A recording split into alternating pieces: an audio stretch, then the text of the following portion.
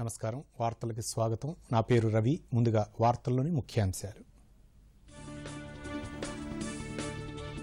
కేంద్రం రాష్ట్ర ప్రభుత్వాల సమన్వయంతో కోవిడ్ పై విజయం సాధిస్తామని ప్రధాని ధీమా వైద్యులు పారామెడికల్ సిబ్బంది పోలీసుల కృషిని ప్రశంసించిన నరేంద్ర మోదీ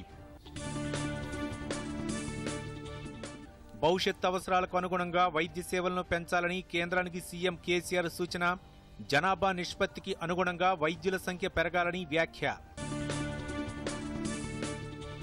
తల్లిదండ్రుల ఆస్తిలో కుమార్తెలకు కూడా సమాన హక్కు ఉంటుందని సుప్రీంకోర్టు సంచలన తీర్పు ఆడపిల్లలకు కూడా హిందూ వారసత్వ చట్టం అమలవుతుందని స్పష్టం చేసిన అత్యున్నత న్యాయస్థానం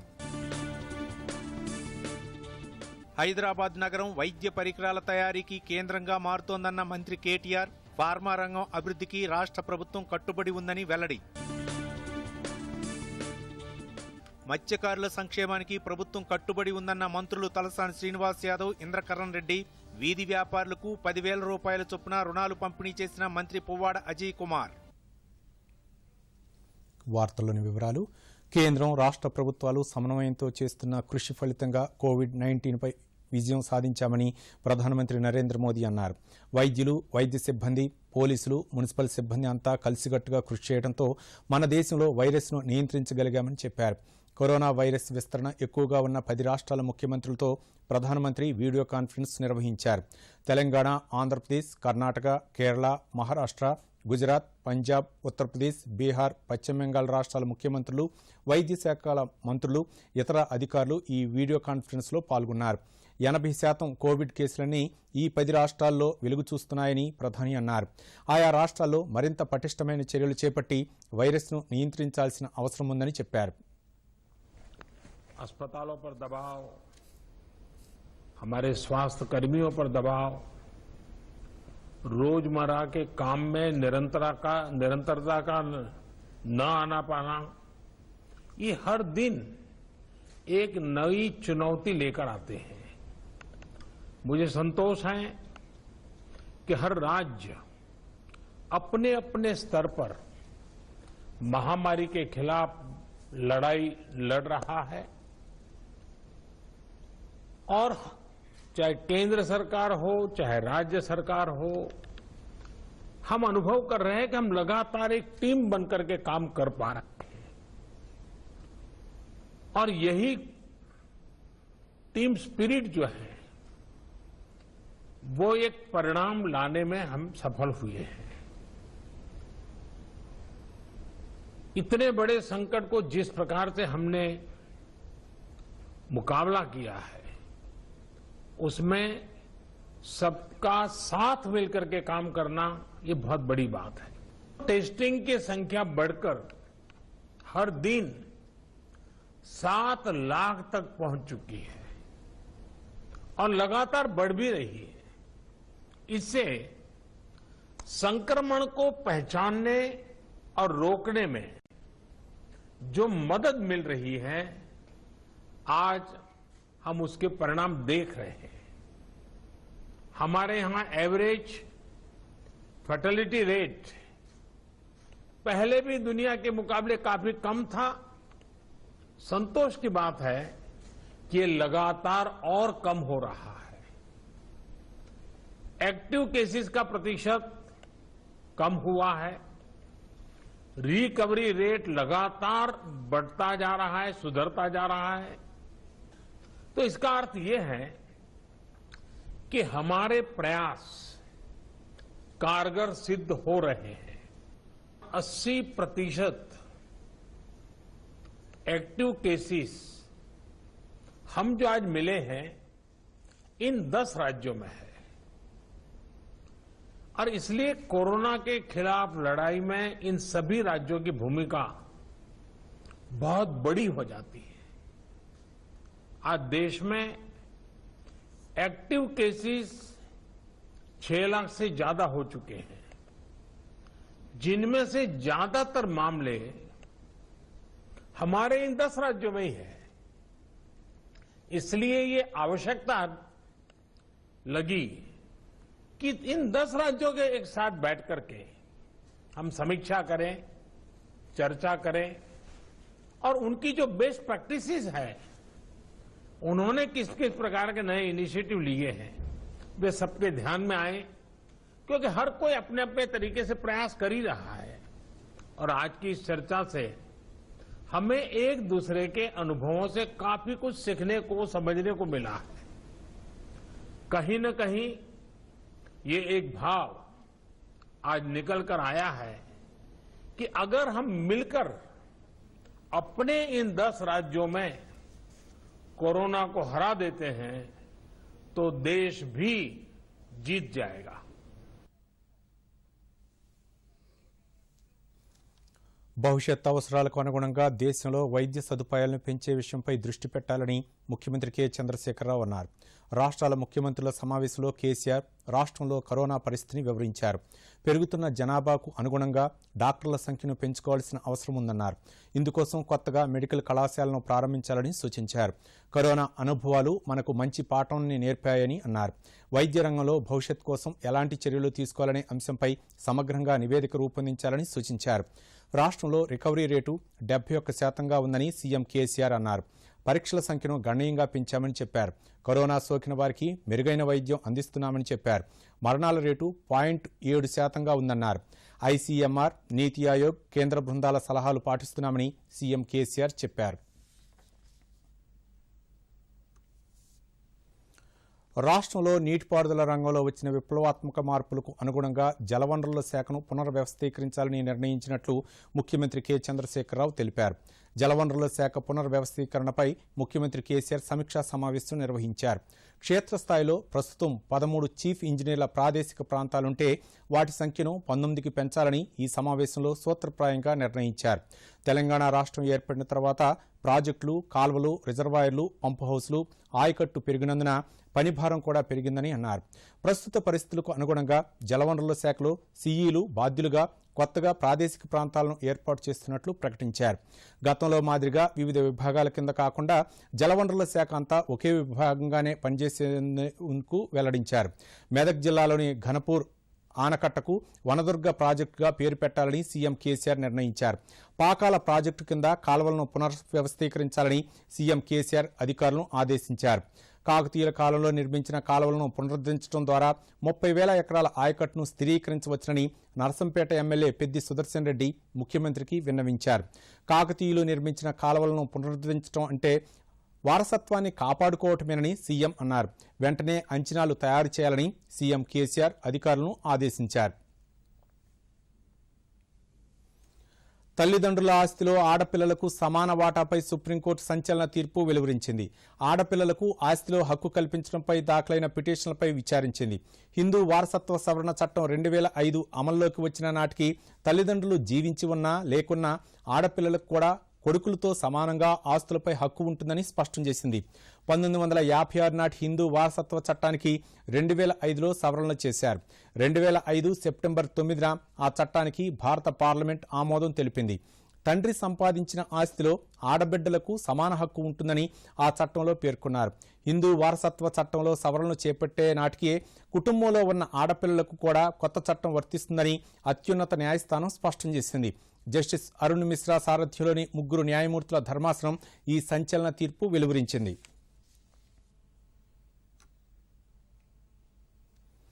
తెలంగాణకు ఫార్మా రంగంలో పెట్టుబడులు వస్తున్నాయి. వైద్య పరికరాల తయారీలో ప్రపంచ ప్రఖ్యాత సంస్థ మెడ్ట్రాన్సిక్ సంస్థ రాష్ట్రంలో పెట్టుబడులు పెట్టడానికి ముందుకు రావడం అభినందనీయమని మున్సిపల్ పరిశ్రమల శాఖ మంత్రి కె తారక రామారావు అన్నారు. మెడ్ట్రాన్సిక్ సంస్థ ప్రతినిధులతో మంత్రి కేటీఆర్ వీడియో కాన్ఫరెన్స్ నిర్వహించారు. అమెరికాకు చెందిన సంస్థ తమ పెట్టుబడులకు హైదరాబాద్ను ఎంచుకుందని చెప్పారు. ఇందుకోసం సుమారు 1,200 కోట్ల రూపాయలతో రీసెర్చ్ అండ్ డెవలప్మెంట్ విభాగాన్ని హైదరాబాద్లో ప్రారంభిస్తోందని చెప్పారు. రానున్న 5 సంవత్సరాల్లో ఈ కేంద్రం విస్తరణ కోసం 1,200 కోట్ల రూపాయలను ఖర్చు చేయనున్నట్లు సంస్థ తెలిపింది. ఈ పెట్టుబడితో హైదరాబాద్ నగరం మెడికల్ డివైసెస్ హబ్గా ఏర్పడే అవకాశాలు ఉన్నాయని మంత్రి కేటీఆర్ అన్నారు. రాష్ట్రంలోని యువతకు ఉపాధి అవకాశాలు లభిస్తాయని చెప్పారు. రాష్ట్ర ఆర్థిక శాఖ మంత్రి హరీష్ రావు మెదక్ జిల్లా రామాయంపేట మండలం ప్రగతి ధర్మారం, హవేలీ, ఘనపూర్లో పర్యటించారు. ఈ 2 గ్రామాల్లో అనేక అభివృద్ధి పనులకు శంకుస్థాపన చేశారు. ధర్మారం ఊర చెరువులో 1,76 లక్షల చేప పిల్లలు వదిలిపెట్టారు. నూతన గ్రామ పంచాయతీ భవనం, సీసీ రోడ్లను ప్రారంభించారు. ఈ సందర్భంగా మంత్రి హరీష్ రావు మాట్లాడుతూ మెదక్ జిల్లాలో ఉన్న చెరువుల్లో 5 కోట్ల చేప పిల్లలను ప్రభుత్వం చెరువుల్లో వదులుతుందన్నారు. మత్స్య కార్మికులకు ప్రమాదం జరిగితే 5 లక్షల రూపాయలను ఎక్స్గ్రేషియాగా చెల్లిస్తామన్నారు. తెలంగాణలో నీలి విప్లవం ద్వారా చేపల పెంపకం పెరిగింది. మత్స్య కార్మికుల ఆర్థిక స్థితిగతులు మెరుగుపరిచే దిశగా ప్రభుత్వం కృషి చేస్తోందని మంత్రి హరీష్ రావు చెప్పారు. నీళ్లు ఇవ్వడం వల్ల సంవత్సరం అంతా కూడా చెరువుల్లో నీళ్లుండి మత్స్య సంపద బాగా అభివృద్ధి చెందడం జరుగుతూ ఉంది. మెదక్ జిల్లాలో దాదాపు 1596 చెరువుల్లో 5 కోట్ల చేప పిల్లలు రాష్ట్ర ప్రభుత్వం తరఫున ఉచితంగా పోయడం జరుగుతూ ఉంది. గతంలో ఉమ్మడి ఆంధ్రప్రదేశ్లో ఉండగా జిల్లాకు ఒక 5-6 చెరువులకు, కాన్స్టెన్సీకి ఒక 5-6 చెరువులకు మాత్రం అది 25% సబ్సిడీతో చేప పిల్లలు ఇచ్చేవారు. కానీ ఈరోజు ఒక్క పైసా కూడా సొసైటీల వాళ్ళు ఇవ్వాల్సిన అవసరం లేకుండా ప్రభుత్వమే ఉచితంగా ఈరోజు చేప పిల్లలు ఇవ్వడం జరుగుతూ ఉంది. ఇంకా రాబోయే రోజుల్లో డెఫినెట్గా తెలంగాణ మత్స్య రంగంలో పెద్ద ఎత్తున దిగుబడులు సాధించి ఎగుమతి చేసేటువంటి దశకు మనం చేరుకుంటాం. ఇంతకుముందు హైదరాబాద్కు ఇతర రాష్ట్రాల నుంచి చేపలు వచ్చేది, కానీ రాబోయే రోజుల్లో మన తెలంగాణ నుంచి ఇతర రాష్ట్రాలకు, ఇతర దేశాలకు చేపలు పంపేటువంటి పరిస్థితికి ఇవాళ తెలంగాణ ప్రభుత్వం ఈ యొక్క జలమండలికి చెల్లించాల్సిన నీటి బిల్లు బకాయిదారులకు రాష్ట్ర ప్రభుత్వం మరో అవకాశం కల్పించింది. పెండింగ్లో ఉన్న నల్లా బిల్లుల బకాయిలపై వడ్డీ మాఫీ చేస్తున్నట్లు మున్సిపల్ శాఖ మంత్రి కె తారక రామారావు తెలిపారు. నీటి బిల్లుపై కేవలం అసలు మాత్రమే చెల్లిస్తే సరిపోతుందని అన్నారు. ప్రగతి భవన్లో జలమండలి వన్ టైం సెటిల్మెంట్ పథకం కరపత్రాలు, బ్యానర్లు, పోస్టర్లను ఆవిష్కరించారు. ఈ సదుపాయం సెప్టెంబర్ 15 వరకు అమల్లో ఉంటుందని చెప్పారు. పెండింగ్లో ఉన్న మంచినీటి బిల్లులను చెల్లించి ప్రభుత్వానికి సహకరించాలని మంత్రి కేటీఆర్ ప్రజలకు విజ్ఞప్తి చేశారు. మిషన్ భగీరథ పథకం కింద చేపట్టిన పనులన్నింటినీ ఈ నెలాఖరులోగా పూర్తి చేయాలని రాష్ట్ర విద్యాశాఖ మంత్రి సబితా ఇంద్రారెడ్డి అధికారులను ఆదేశించారు. రంగారెడ్డి, వికారాబాద్ జిల్లాల్లో మిషన్ భగీరథ పనుల పురోగతిని 2 జిల్లాలకు చెందిన ప్రజాప్రతినిధులతో కలిసి అధికారులతో మంత్రి సమీక్షించారు. ఈ సందర్భంగా మంత్రి సబితా ఇంద్రారెడ్డి మాట్లాడుతూ ప్రభుత్వం అత్యంత ప్రతిష్టాత్మకంగా చేపట్టిన మిషన్ భగీరథ పెండింగ్ పనులన్నింటినీ ఈ నెలాఖరులోగా పూర్తి చేయాలని అధికారులను ఆదేశించారు. పనుల్లో జాప్యాన్ని సహించే ప్రసక్తే లేదన్నారు. పనులు నాణ్యతతో సకాలంలో పూర్తి చేయాలని సబితా ఇంద్రారెడ్డి అధికారులని ఆదేశించారు.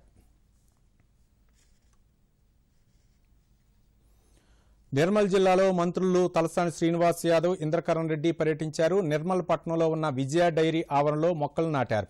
ఆ తర్వాత విజయ డైరీ నూతన విక్రయ కేంద్రాన్ని ప్రారంభించారు. సోన్ మండలంలోని గాంధీనగర్ గ్రామం వద్ద శ్రీరామ్ సాగర్ ప్రాజెక్టు రిజర్వాయర్లో చేప పిల్లల్ని విడుదల చేశారు. గొర్రెలకు, పశువులకు టీకాలను వేసే కృత్రిమ గర్భధారణ వైద్య శిబిరాన్ని ప్రారంభించారు. బాపట్ల గ్రామంలో నూతనంగా నిర్మించిన 16 అడుగుల బలరామకృష్ణుల విగ్రహాన్ని ఆవిష్కరించారు. ఈ సందర్భంగా మంత్రులు తలసాని శ్రీనివాస్ యాదవ్, ఇంద్రకరణ్ రెడ్డి మాట్లాడుతూ అన్ని వర్గాల ప్రజలకు అభివృద్ధి చేయాలన్న ఉద్దేశంతో సీఎం కేసీఆర్ నాయకత్వంలోని ప్రభుత్వం మత్స్యకారుల సంక్షేమం కోసం అనేక పథకాలు అమలు చేస్తోందని చెప్పారు. కుల వృత్తుల వారిని ఆర్థికంగా బలోపేతం చేయటమే ప్రభుత్వ లక్ష్యమని అన్నారు. మత్స్యకారుల సంక్షేమం కోసం ప్రత్యేక చర్యలు చేపడుతున్నామని చెప్పారు. మత్స్యకారుల కోసం నిర్మల్లో 1 కోటి రూపాయలతో మత్స్యకార భవనాన్ని నిర్మిస్తామని మంత్రులు తెలిపారు.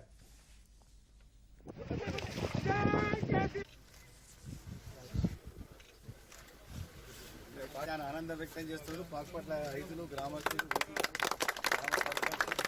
అందరికి కూడా కృష్ణాష్టమి సందర్భంగా శుభాకాంక్షలు.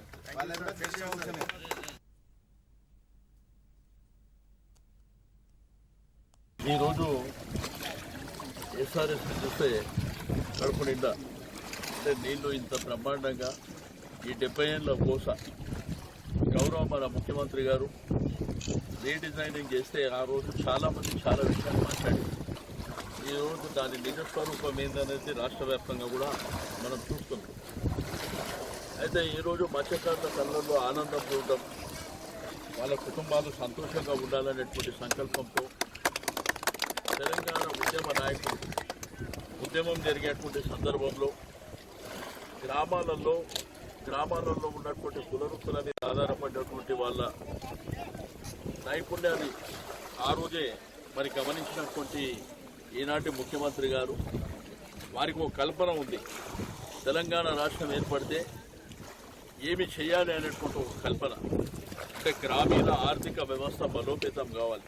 ఉచితంగా ప్రతి సంవత్సరము చేప పిల్లలు, రొయ్య పిల్లలు వదిలిపెట్టే కార్యక్రమంలో భాగంగా గౌరవనీయులు మరి తలసాని శ్రీనివాస్ యాదవ్ గారు మరి వారు ఈరోజు శ్రీరామ్ సార్ ప్రాజెక్టు అతి పెద్ద ప్రాజెక్ట్ అయినటువంటి ఈ ప్రాజెక్టు శ్రీరామ్ సార్ ప్రాజెక్టు 90 టీఎంసీలు మరి మా నిర్మల్ జిల్లాలో కడెం ప్రాజెక్టు, అదేవిధంగా గడ్డెనవాగు ప్రాజెక్టు, స్వర్ణ ప్రాజెక్టు, సాదర్మాటు, అదేవిధంగా 27 ప్యాకేజు, 28 ప్యాకేజు, ఈ విధంగా చెరువులు బ్రహ్మాండంగా ఉన్నటువంటి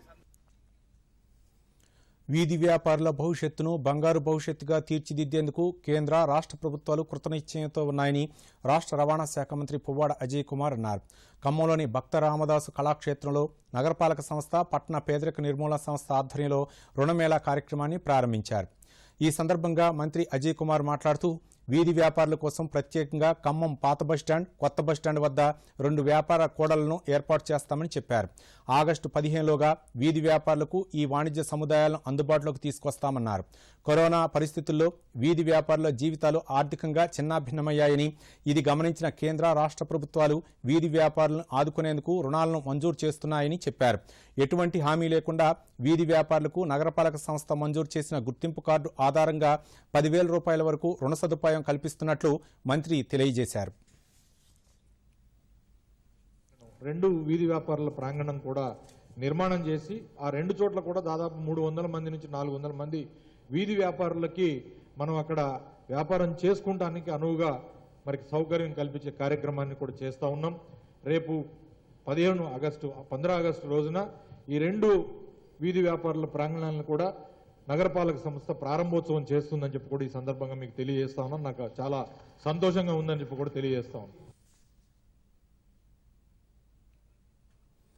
ఉపరాష్ట్రపతిగా వెంకయ్యనాయుడు బాధ్యతలు చేపట్టి 3 ఏళ్లు పూర్తయ్యాయి. ఈ 3 ఏళ్ల ప్రయాణంలో ప్రధాన ఘట్టాలను క్రోడీకరించి కనెక్టింగ్, కమ్యూనికేటింగ్, చేంజింగ్ పేరుతో రూపొందించిన పుస్తకాన్ని కేంద్ర రక్షణ శాఖ మంత్రి రాజ్నాథ్ సింగ్ ఢిల్లీలో విడుదల చేశారు. ఈ పుస్తకం డిజిటల్ వెర్షన్ను కేంద్ర సమాచార ప్రసార శాఖ మంత్రి ప్రకాష్ జవదేకర్ విడుదల చేశారు. 250 పేజీల ఈ పుస్తకాన్ని కేంద్ర సమాచార ప్రసార శాఖకు చెందిన ప్రచురణల విభాగం రూపొందించింది. ఉపరాష్ట్రపతిగా వెంకయ్యనాయుడు చేసిన ప్రసంగాలు, ప్రయాణాలు, ఇతర ముఖ్య కార్యక్రమాలన్నిటికీ ఇందులో క్రోడీకరించారు. రాజ్యసభ చైర్మన్గా వెంకయ్యనాయుడు చేపట్టిన సంస్కరణలతో పాటు ఎగువ సభ కార్యకలాపాల నాణ్యతను ఎలా పెంచింది ఇందులో వివరించారు.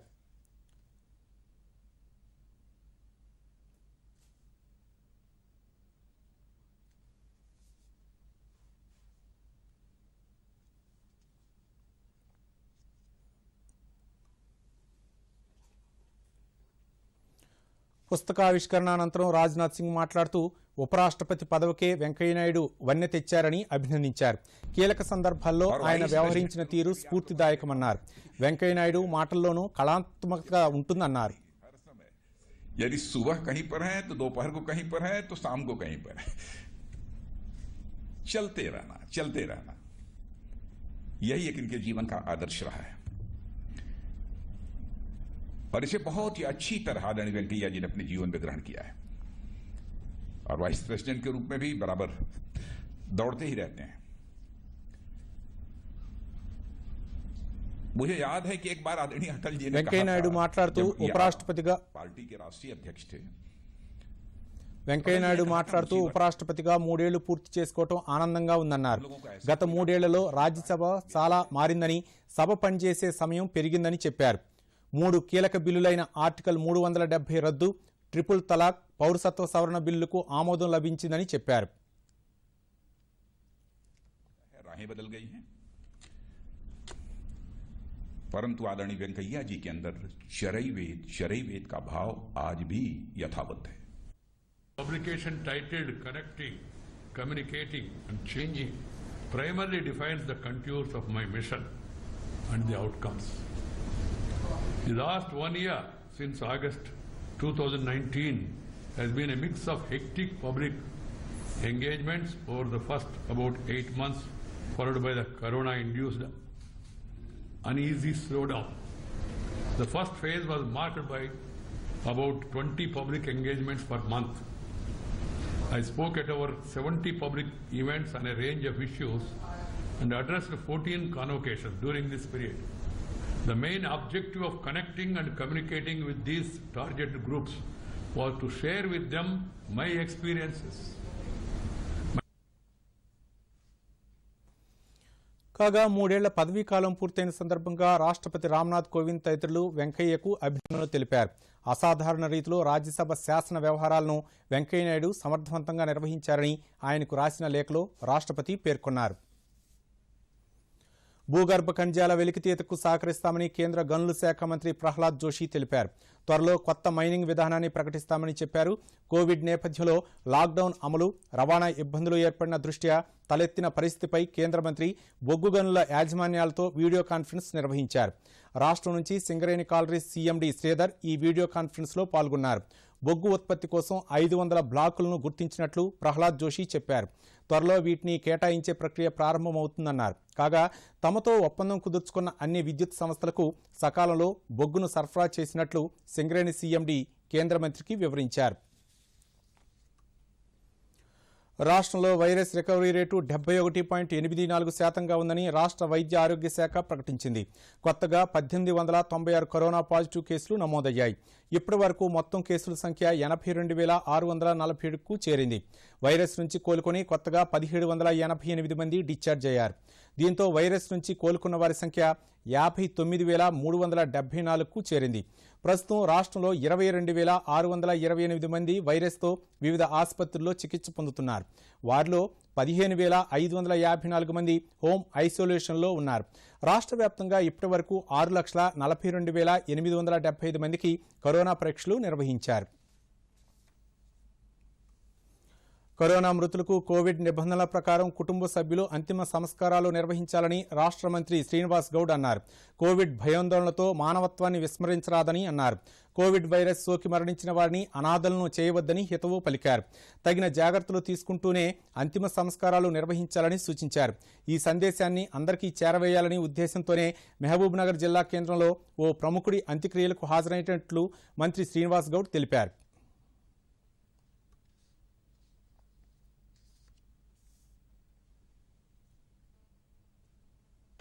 చనిపోయినా కూడా కరోనాతో చనిపోయిందని చెప్పి తల్లిదండ్రులు కూడా శవం దగ్గర రాకుండా వదిలిపెట్టుకోవడం అనేటివన్నీ కూడా బాధ కలిగింది.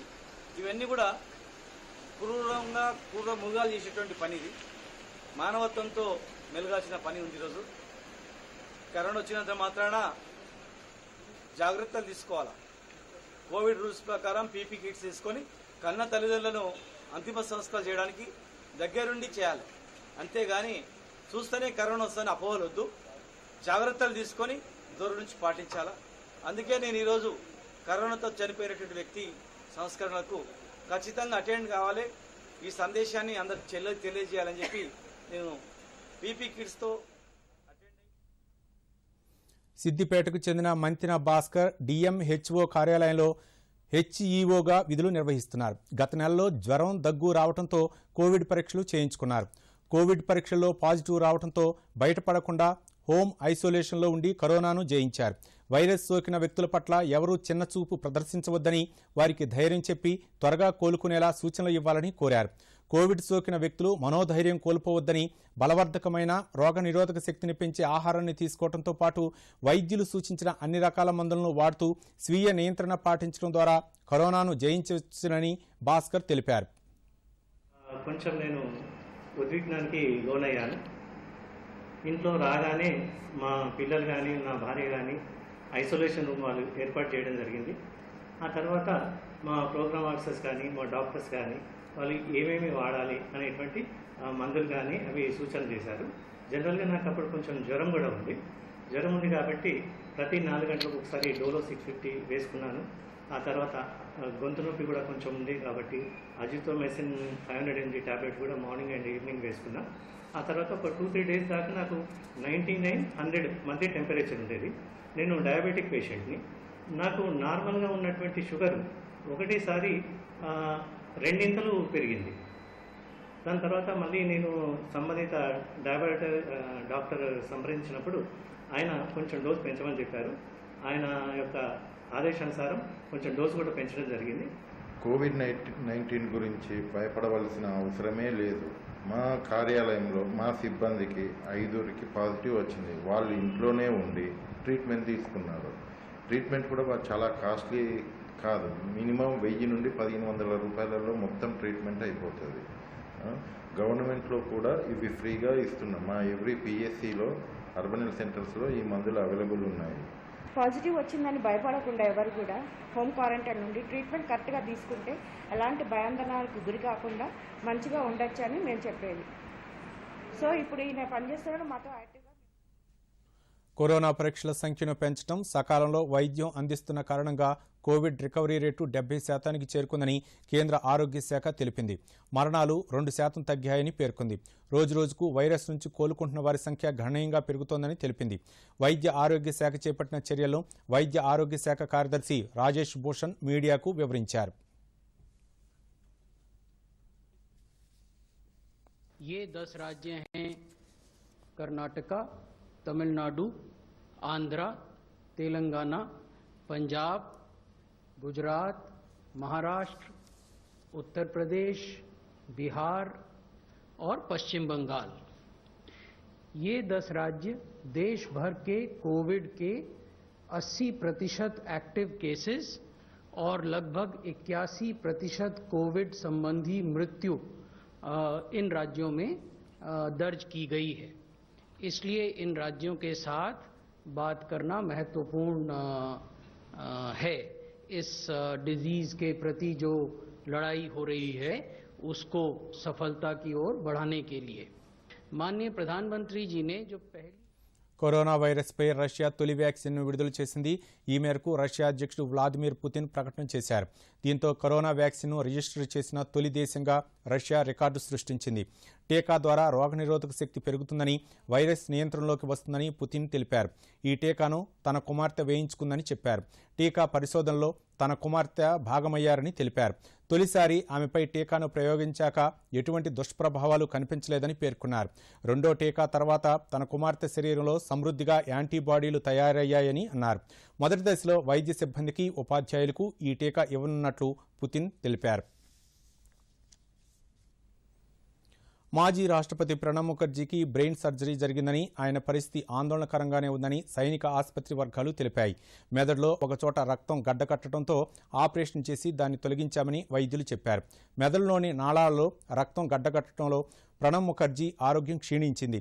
వైద్య పరీక్షలు జరుగుతున్నప్పుడు ఆయనకు కరోనా వైరస్ సోకినట్లు నిర్ధారణ అయింది. ప్రణబ్ ముఖర్జీకి ప్రస్తుతం వెంటిలేటర్పై చికిత్స పొందుతున్నారని వైద్యులు తెలిపారు. కోవిడ్ సమాచారాన్ని ముందుగా తెలుసుకుని అప్రమత్తంగా ఉండటానికి కేంద్ర ప్రభుత్వం రూపొందించిన ఆరోగ్య సేతు యాప్ ఎంతో ఉపకరిస్తోంది. స్మార్ట్ ఫోన్లో ఈ యాప్ను డౌన్లోడ్ చేసుకుని లాగిన్ అయితే మన పరిసర ప్రాంతాల్లో కోవిడ్ వైరస్ సోకిన వ్యక్తులు ఉంటే అప్రమత్తం చేస్తుంది. విమానాశ్రయాల్లోనూ, రైల్వే స్టేషన్లోనూ కూడా ప్రయాణికులు ఆరోగ్య సేతు యాప్ను డౌన్లోడ్ చేసుకున్నారా లేదా అని పరిశీలిస్తున్నారు. ఇంతటి ప్రయోజనం ఉన్నందునే ఇప్పటి వరకు 18 కోట్ల మంది ఆరోగ్య సేతు యాప్ను డౌన్లోడ్ చేసుకున్నట్లు అంచనా. ఆరోగ్య సేతు యాప్ ఆరోగ్యానికి వారధిలా పనిచేస్తుందని దీన్ని వినియోగిస్తున్న వారు చెబుతున్నారు.